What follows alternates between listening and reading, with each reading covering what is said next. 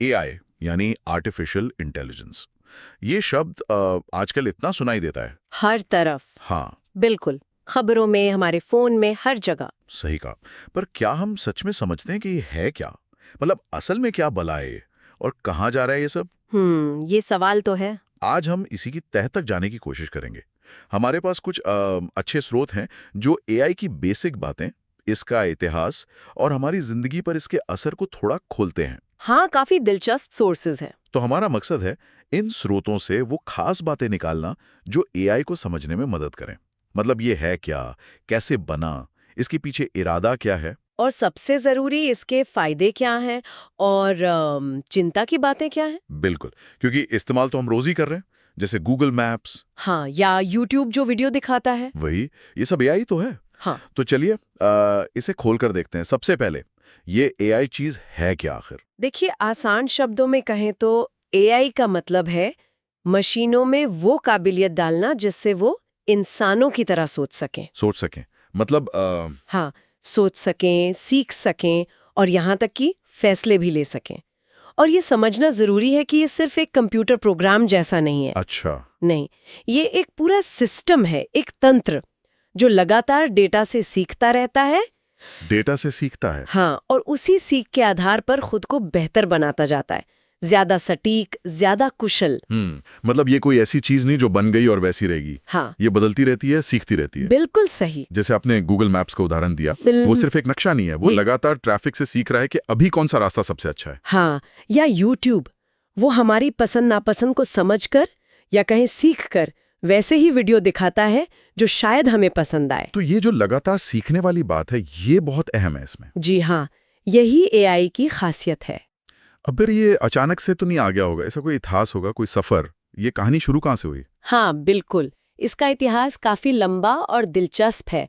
मतलब सोचने वाली मशीनों का ख्याल तो बहुत पुराना है। सच में? कहानियां वगैरह में? हाँ, मिथकों में, कहानियों में। लेकिन अगर हम तकनीकी जड़ों की बात करें तो अरस्तु का जो लॉजिक था, तर्कशास्त्र। Aristo, Greek philosopher. हाँ, वही। उनके लॉजिक ने कहीं ना कहीं वो नींव रखी जिस पर बाद में एल्गोरिदम्स बने। फिर 19वीं सदी आई। चार्ल्स बैबेज की एनालिटिकल मशीन, एडा लवलेस के प्रोग्रामिंग के आइडियाज, ये सब शुरुआती कदम थे। लेकिन असली शुरुआत कब मानी जाती है? असली तेजी आई 20वीं सदी के बीच में, खासकर 1940-50 के दशक में। एलन ट्यूरिंग का नाम सुना होगा आपने। हाँ हाँ, ट्यूरिंग टेस्ट वाला। बिल्कुल।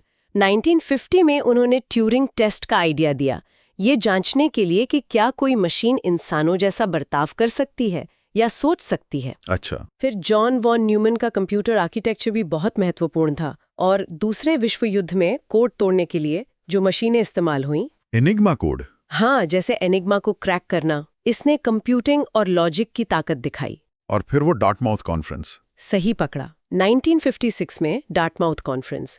इसे ही एआई का मतलब औपचारिक जन्म माना जाता है। अच्छा, यहीं से नाम आया। हाँ, यहीं पर जॉन मैकार्थी और उनके साथियों ने पहली बार आर्टिफिशियल इंटेलिजेंस शब्द इस्तेमाल किया और इसे एक बाकायदा रिसर्च फील्ड बनाया। फिर तो तेजी से काम हुआ होगा। शुरुआती प्रोग्राम बने जैसे logic theorist, general problem solver. कोशिशें हुई, लेकिन मैंने सुना है कि बीच में रफ्तार धीमी भी पड़ी थी, एआई विंटर जैसा कुछ। हाँ, बिल्कुल। 60s और 70s के दशक में शुरुआती जोश तो था। एलाइजा जैसा चैटबॉट बना, भाषा समझने पर काम हुआ। तो नतीजा ये हुआ कि फंडिंग कम हो गई, रिसर्च धीमी पड़ गई। इसे ही एआई विंटर कहते हैं। और ऐसा एक बार नहीं, 2 बार हुआ। और 2 बार? ये दिखाता है कि रास्ता आसान नहीं था। बिल्कुल नहीं, उतार चढ़ाव भरा रहा है। तो फिर पटरी पर कैसे लौटी गाड़ी? 80 के दशक में एक्सपर्ट सिस्टम आए। ये किसी खास फील्ड के एक्सपर्ट की तरह काम करते थे, जैसे दवाइयों के निदान में मदद। इनका प्रैक्टिकल यूज होने लगा। अच्छा, मतलब असल दुनिया में काम आने लगे। हाँ, फिर 90 और 2000 के दशक में 3 चीजों ने एकदम से माहौल बदल दिया। क्या थी वो 3 चीजें? एक तो कंप्यूटिंग पावर बहुत बढ़ गई। दूसरा, इंटरनेट की वजह से बिग डेटा मिला, मतलब बहुत सारा डेटा। और तीसरा, मशीन लर्निंग के तरीके बहुत बेहतर हो गए। एआई अब सिर्फ नियमों पर नहीं बल्कि डेटा से सीखने लगा। और यहीं पर वो मशहूर मुकाबला हुआ था। हाँ, 1997 में IBM का डीप ब्लू और शतरंज चैंपियन गैरी कैस्परोव। जब डीप ब्लू जीत गया था। बिल्कुल, वो सिर्फ एक खेल की हार जीत नहीं थी। उसने दिखाया कि मशीनें जटिल रणनीति में इंसानों को टक्कर दे सकती है। बेशक वो ज्यादातर कैलकुलेशन पावर पे आधारित था, पर उसने AI को आम लोगों की नजरों में ला दिया। वो तो था। फिर उसके बाद 2010 के बाद तो जैसे क्रांति ही आ गई डीप लर्निंग के साथ। डीप लर्निंग ये क्या है? ये न्यूरल नेटवर्क का ही एक ज्यादा शक्तिशाली रूप है। ये डेटा में बहुत ही मुश्किल पैटर्न पहचान सकता है। अच्छा। IBM वॉटसन ने जेपीडी जीता, एलेक्सनेट ने तस्वीरों को पहचानने में गजब का काम किया, और 2016 में गूगल डीप माइंड के AlphaGo ने गो गेम के वर्ल्ड चैंपियन को हरा दिया। गो तो बहुत मुश्किल गेम माना जाता है। हाँ, शतरंज से भी ज्यादा जटिल। ये दिखाता है कि AI अब सिर्फ कैलकुलेशन नहीं, पैटर्न समझने और रणनीति बनाने में भी माहिर हो रहा है। और आज हो रहा है, मतलब सफर बहुत तेज हो गया है। वाकई लंबा और तेज सफर रहा है। तो इतने सालों के विकास के बाद आज AI बनाने का मुख्य मकसद क्या है? मतलब लक्ष्य क्या है इसके? स्रोत बताते हैं कि इसके 4 मुख्य लक्ष्य माने जाते हैं। पहला है ऑटोमेशन, यानी स्वचालन। ऑटोमेशन मतलब काम खुद ब खुद होना। हाँ, वो काम मशीनों से करवाना जो बार बार करने वाले हैं या जिनमें इंसानी दखल की जरूरत कम है, जैसे फैक्ट्री रोबोट या ईमेल का auto reply, customer care chatbot. इससे स्पीड बढ़ती होगी, लागत कम होती होगी। बिल्कुल। दूसरा लक्ष्य है लर्निंग, यानी सीखना। सीखना, ये तो हमने पहले भी बात की थी। हाँ, AI सिस्टम का डेटा से लगातार सीखना और अपने काम को बेहतर बनाना, यही मशीन लर्निंग है। नेटफ्लिक्स आपकी पसंद समझता है, Amazon सामान सुझाता है। ये सब AI के सीखने का ही नतीजा है। सही कहा। सही। तीसरा है प्रॉब्लम सॉल्विंग, यानी समस्या हल करना। जटिल समस्याएं। हाँ, मुश्किल समस्याओं का तेजी से और अक्सर इंसानों से ज्यादा सटीक विश्लेषण करके समाधान निकालना, जैसे भाषा बदलना, मौसम का अनुमान लगाना या एक्सरे देखकर बीमारी का पता लगाना। और चौथा लक्ष्य? चौथा और शायद सबसे एडवांस्ड वो है डिसीजन मेकिंग, यानी निर्णय लेना। खुद से फैसले लेना। हाँ, उपलब्ध डेटा, पैटर्न और अपनी पिछली सीख के आधार पर सही और तेजी से फैसले लेना, जैसे सेल्फ ड्राइविंग कार का ब्रेक लगाना या बैंक का फ्रॉड पकड़ना। बिल्कुल, या स्टॉक मार्केट में बॉट्स का शेयर खरीदना बेचना। ये AI को सिर्फ एक टूल नहीं बल्कि एक एजेंट बनाता है जो खुद काम कर सकता है। तो ऑटोमेशन, लर्निंग, प्रॉब्लम सॉल्विंग और डिसीजन मेकिंग, ये चारों मिलकर AI को बहुत शक्तिशाली बनाते हैं। जी हाँ। तो चलिए अब देखते हैं कि ये लक्ष्य असल दुनिया में कहाँ-कहाँ पूरे हो रहे हैं। आज AI का इस्तेमाल कहाँ-कहाँ दिख रहा है? आज तो जैसा मैंने कहा शायद ही कोई फील्ड बचा हो। हेल्थ केयर में देखिए। हाँ, हेल्थ केयर में काफी बातें होती हैं। बिल्कुल, बीमारियों का जल्दी पता लगाने में मदद, जैसे कैंसर या डायबिटिक रेटिनोपैथी, एक्सरे या MRI स्कैन को एनालाइज करने में। यहाँ तक कि नई दवाएं खोजने की प्रक्रिया को तेज करने में भी AI का इस्तेमाल हो रहा है। IBM वॉटसन हेल्थ जैसे सिस्टम डॉक्टरों की मदद करते हैं। अच्छा, और फाइनेंस में, पैसों के मामले में? फाइनेंस में फ्रॉड पकड़ना एक बहुत बड़ा काम है AI का। वो पैटर्न पहचानकर संदिग्ध लेन देन को तुरंत पकड़ सकता है। ये तो बहुत जरूरी है। हाँ, फिर स्टॉक मार्केट में एल्गोरिदम ट्रेडिंग है जो पूरी तरह AI पर चलती है। बैंकों के चैटबॉट्स जैसे HDFC का eWay 24 घंटे ग्राहक सेवा देते हैं। अच्छा, और शिक्षा और शॉपिंग वगैरह में भी तो है? हाँ जी, शिक्षा में पर्सनलाइज्ड लर्निंग प्लेटफॉर्म्स हैं जैसे Duolingo। वो हर छात्र की जरूरत और स्पीड के हिसाब से सिखाते हैं। और ई-कॉमर्स, Amazon, फ्लिपकार्ट? वहाँ तो हम रोज ही देखते हैं प्रोडक्ट रिकमेंडेशन, जो हमारी पिछली खरीदारी और सर्च हिस्ट्री पर आधारित होते हैं। कहते हैं Amazon की काफी बिक्री इन्हीं रिकमेंडेशन से होती है। हाँ, ये बात तो है। वो चीजें दिखाते रहते हैं जो शायद हम खरीदना चाहें। बिल्कुल। और ट्रांसपोर्टेशन में सेल्फ ड्राइविंग कारें तो खैर अभी बन ही रही हैं, टेस्ला, वेमो वगैरह। हाँ, लेकिन रोजमर्रा में गूगल मैप्स का रियल टाइम ट्रैफिक बताना, सबसे अच्छा रास्ता सुझाना, ये तो हम सब यूज करते हैं।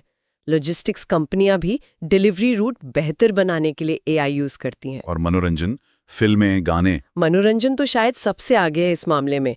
Netflix, Spotify, YouTube. हाँ, वो तो पूरी तरह इसी पर चलते हैं। बिल्कुल, वो हमारी पसंद को सीखकर हमें वही दिखाते या सुनाते हैं जो हमें पसंद आ सकता है। गेमिंग में AI वाले दुश्मन ज्यादा स्मार्ट और रियल लगते हैं। अब तो एआई म्यूजिक बनाने, तस्वीरें बनाने जैसे क्रिएटिव काम भी करने लगा है। और आपने खेती का भी जिक्र किया था। हाँ, कृषि में भी एआई कैमरों से फसल की बीमारी का पता लगाना, मौसम का सटीक अनुमान लगाना, पानी और खाद का सही मात्रा में इस्तेमाल करना, इसे प्रिसिजन फार्मिंग कहते हैं। वाह, मतलब हेल्थ केयर से लेकर खेती तक हर जगह। जी हाँ, दायरा बहुत बड़ा है। ये सब सुनकर लगता है कि एआई तो कमाल की चीज है, लेकिन जैसा हर शक्तिशाली चीज के साथ होता है, इसके भी दो पहलू होंगे। फायदे तो बहुत दिख रहे हैं। हाँ, फायदे तो काफी हैं। क्या है मुख्य फायदे, जरा गिनवाइए। सबसे पहला तो उच्च सटीकता। एआई लगातार डेटा विश्लेषण करके बहुत सटीक नतीजे दे सकता है। इंसानी गलती की गुंजाइश कम हो जाती है। जैसे मेडिकल जांच में। हाँ, या फ्रॉड पकड़ने में। दूसरा, तेज निर्णय लेना। एआई सेकंडों में बल्कि मिली सेकंड में डेटा प्रोसेस करके फैसले ले सकता है। स्टॉक ट्रेडिंग या सेल्फ ड्राइविंग कार में ये बहुत जरूरी है। और ऑटोमेशन? हाँ, स्वचालन। जो काम बार बार करने वाले या उबाऊ है वो मशीनें कर लेती हैं। इंसान ज्यादा जरूरी कामों पर ध्यान दे सकते हैं। और इससे खर्चा भी कम होता होगा। बिल्कुल, लंबे समय में लागत में कमी आती है क्योंकि काम ज्यादा कुशलता से होता है। मशीनें 24 घंटे उपलब्ध रहती हैं, थकती नहीं। और बहुत सारा डेटा संभाल सकती हैं। हाँ, बड़े डेटा को संभालना एआई के लिए आसान है। और एक और अहम बात, खतरनाक कामों में मदद।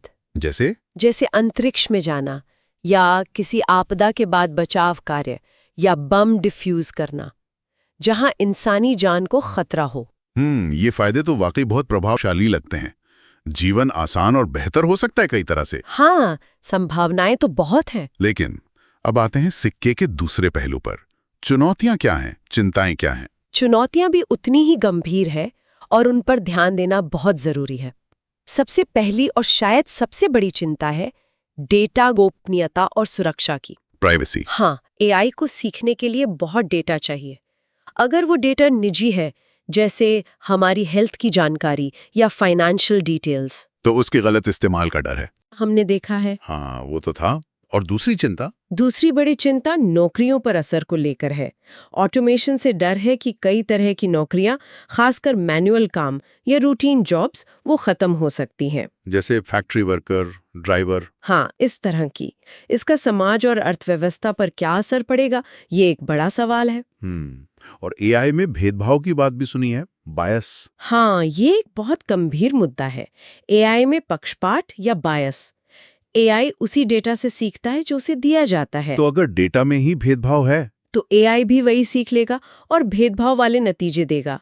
जैसे नौकरी के लिए लोगों को चुनने में या चेहरे पहचानने वाली टेक्नोलॉजी में।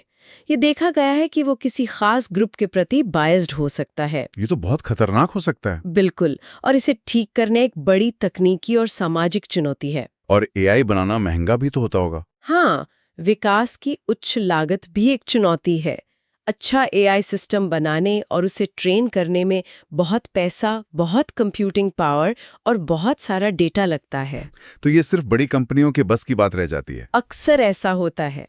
छोटी कंपनियों या रिसर्चर्स के लिए ये मुश्किल हो सकता है। एक और बात मैंने सुनी है, ब्लैक बॉक्स प्रॉब्लम। ये क्या है? हाँ, पारदर्शिता की कमी या ब्लैक बॉक्स प्रॉब्लम। कई बार, खासकर जो बहुत जटिल एआई मॉडल होते हैं, उनमें ये समझना मुश्किल हो जाता है कि एआई ने कोई खास फैसला क्यों लिया। मतलब वो बताता नहीं कि उसने ये फैसला क्यों किया। ठीक से नहीं। और ये उन जगहों पर चिंता की बात है जहां जवाबदेही जरूरी है। जैसे अगर बैंक ने लोन नहीं दिया या डॉक्टर ने कोई खास इलाज सुझाया एआई की मदद से, तो वजह पता होनी चाहिए। सही बात है। और आखिर में है नैतिक और सामाजिक मुद्दे। एआई का गलत इस्तेमाल भी हो सकता है। जैसे डीपफेक वीडियो बनाकर गलत खबरें फैलाना, लोगों पर निगरानी रखना या फिर ऑटोमेटिक हथियार बनाना। इन तकनीकों के साथ इनके नैतिक नियम बनाना भी उतना ही जरूरी है। तो मतलब साफ है, एआई एक दो-धारी तलवार की तरह है। बहुत ताकतवर, बहुत फायदेमंद, लेकिन अगर सावधानी ना बरती तो हाँ, नुकसान भी उतना ही बड़ा हो सकता है। जिम्मेदारी से इस्तेमाल करना बहुत जरूरी है। तो आज हमने एआई की दुनिया की एक कह सकते हैं झलक देखी। ये क्या है, कहाँ से आया, क्या करना चाहता है, कहाँ फैल चुका है, और इसके अच्छे और बुरे पहलू क्या हैं, संतुलन कितना जरूरी है। बिल्कुल। और आगे देखें तो आर्टिफिशियल जनरल इंटेलिजेंस या AGI की बात होती है। AGI। हाँ, ऐसी मशीनें जिनमें इंसानों जैसी समझ और सीखने की क्षमता हो किसी भी काम के लिए। ये अभी दूर की कौड़ी लगती है, पर रिसर्च जारी है। और इसके साथ ही ये सवाल भी तो है कि AI सुरक्षित हो, निष्पक्ष हो। हाँ, एथिकल AI ये अब बहुत जरूरी होता जा रहा है। ये सब जानने के बाद मेरे मन में एक सवाल आ रहा है जिस पर शायद सोचना चाहिए। बताइए। ये सोचते हुए कि AI कितनी तेजी से सीख रहा है, कितनी तेजी से डेवलप हो रहा है, तो भविष्य की जो बड़ी चुनौतियां हैं, जैसे कोई नई वैज्ञानिक खोज करनी हो या कोई बड़ी स्वास्थ्य समस्या हो दुनिया के सामने, उनसे निपटने के लिए इंसानों और AI के बीच पार्टनरशिप का, सहयोग का सबसे अच्छा तरीका क्या हो सकता है? ये वाकई एक बड़ा और अहम सवाल है। हाँ, मतलब कैसे ये दोनों मिलकर सबसे बेहतर काम कर सकते हैं, इस पर सोचना शायद आने वाले वक्त की सबसे बड़ी जरूरत होगी।